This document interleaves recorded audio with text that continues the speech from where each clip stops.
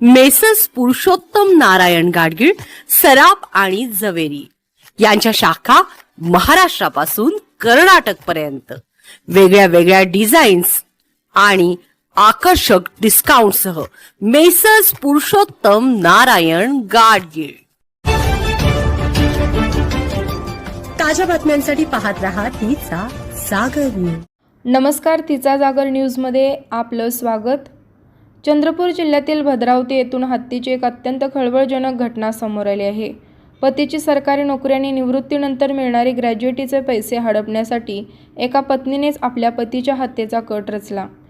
46 वर्षीय जिल्हा परिषद शिक्षक रवींद्र कुलमेते यांची हत्या करण्यासाठी त्यांच्या पत्नी दीपमाला कुलमेते वय वर्षे 42 हिने चक्क 1 लाख रुपयांची सुपारी दिली होती।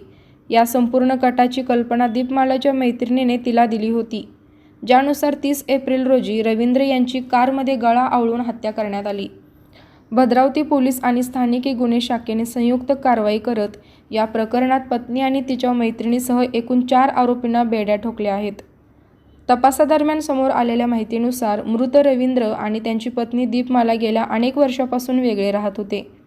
दीपमालाने पोलिसांना सांगितले की पतीकडून होणाऱ्या कथित शारीरिक आणि मानसिक छळाला कंटाळून तिने हे पाऊल उचलले।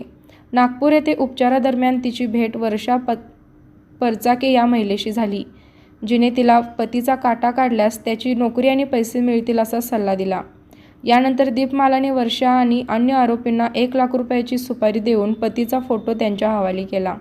ठरलेल्या कटानुसार 29 एप्रिल रोजी दीपमालाने पतीला एका लग्नासाठी बोलावले आणि 30 एप्रिलला शिक्षकाला मारेकरांच्या कारमध्ये बसवून दिले, जिथे निर्जन स्थळी नेऊन त्यांची हत्या करण्यात आली। भद्रावती पोलीस ठाण्याच्या हद्दीतील घोरपेठ परिसरातील 2 मे रोजी सकाळी हनुमान मंदिराजवळ रवींद्र कुलमेते यांचा मृतदेह संशयास्पद अवस्थेत आढळून आला। त्यांच्या गळ्याभोवती प्लॅस्टिकची पिशवी आणि पांढरा स्कार्फ घट्ट बांधलेला असल्याने पोलिसांना हत्येचा संशय आला। मृतदेहाजवळ मिळालेल्या मोबाईलच्या कॉल डिटेल्सवरून मृत व्यक्तीची ओळख पटली आणि तपासाची चक्रे फिरली।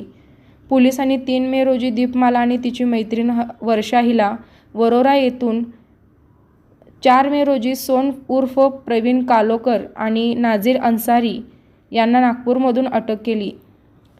आरोपीकडून हत्येसाठी वापरलेली कार आणि मोबाईल फोन जप्त करण्यात आले असून न्यायालयाने त्यांना 7 मे पर्यंत पोलीस कोठडी सुनावली आहे। भद्रावती पोलीस ठाण्याचे निरीक्षक योगेश परादी यांनी सांगितले की मृत रवींद्र हे शिक्षक होते, परंतु ते ड्युटीवर जात नसत आणि पत्नीपासून वेगळे राहत होते।